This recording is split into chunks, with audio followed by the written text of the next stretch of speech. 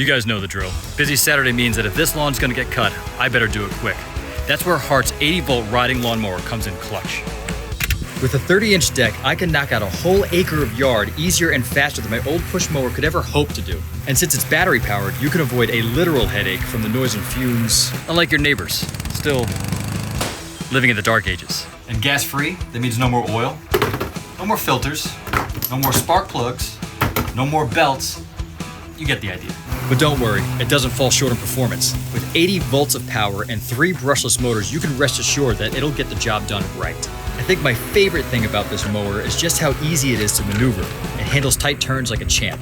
And for those of you with tight spots in your yard, it's narrow enough to go where a lot of other riders can't. The mower as it comes can mulch or side discharge. But if you really want a clean looking yard, you gotta get your hands on this bagger that's sold separately.